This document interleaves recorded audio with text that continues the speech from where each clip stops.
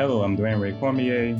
I'm assistant professor at the Virginia Commonwealth University in the School of Education in the Department of Foundations of Education.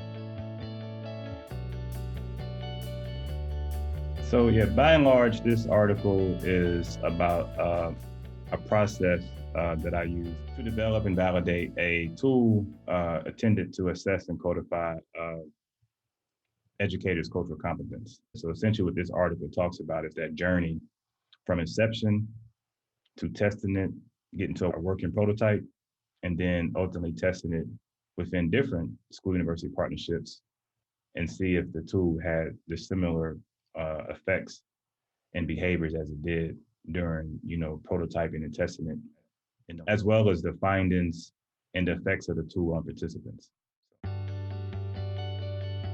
Yes, I believe the intended audience for this paper is kind of threefold.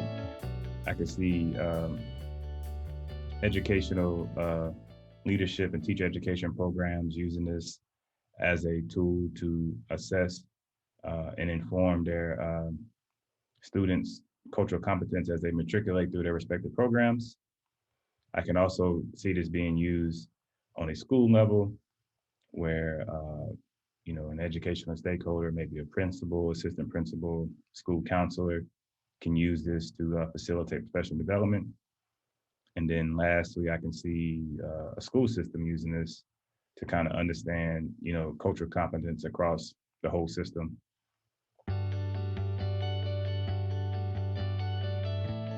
The first thing I like to highlight about this article is its connectivity to the non-essentials. What was cool about this tool, it was developed within the context of a PDS and school-university partnerships. And I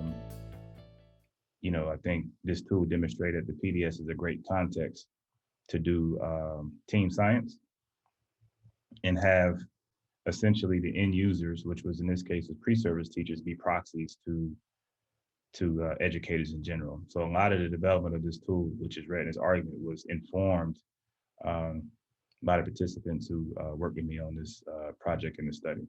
So I think the PDS is just a rich context to kind of have that, situated access, but also everybody involved understood the bigger picture of the project and were willing participants. And I think that was great in advancing the work.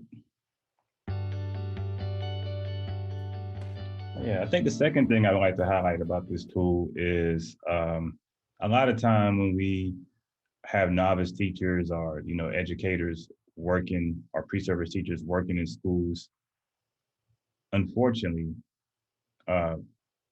there could be inadvertently harm caused to students, microaggressions, stereotypes that lead into problematic decisions. What I like about this tool is that though the educator themselves may be disorientated, it may be challenging for them. Something that I'm pretty proud of is that I can say that no children was harmed in this study. The Q score essentially is 30 vignettes across that, that represent 5 domains across 6 culturally proficient behaviors. And it gives teachers the opportunity to react to those behaviors. And essentially these reactions are kind of done within the context of their own cognitive spaces, even though the vignettes are based on true stories coming from like legal documents, the news, testimonies. No students or family were actually harmed in this. So no microaggressions, no stereotypes.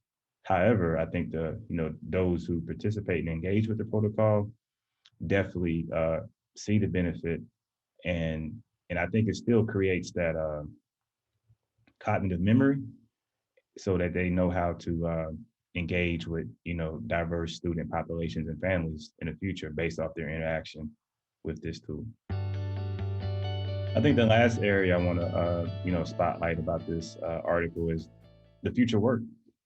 I think I've been presenting this at conferences for a while, and I've learned from so many people how they see themselves using this tool within their context. I think one that comes to mind is through, like, say, programs such as CAPE, where CAPE requires that teacher ed programs provide evidence of cultural competence and culture responsive teaching, and I think this tool does that.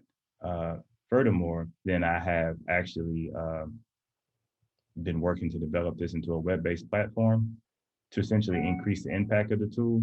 And and I think I do have something here where people can see an educator's transformation over time.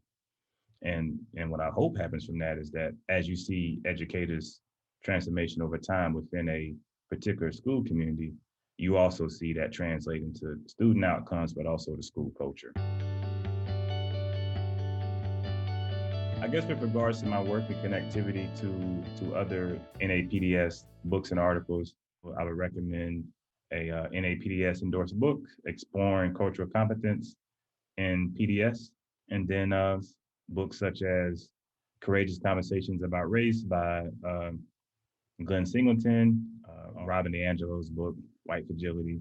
These can also be some additional resources to support our growth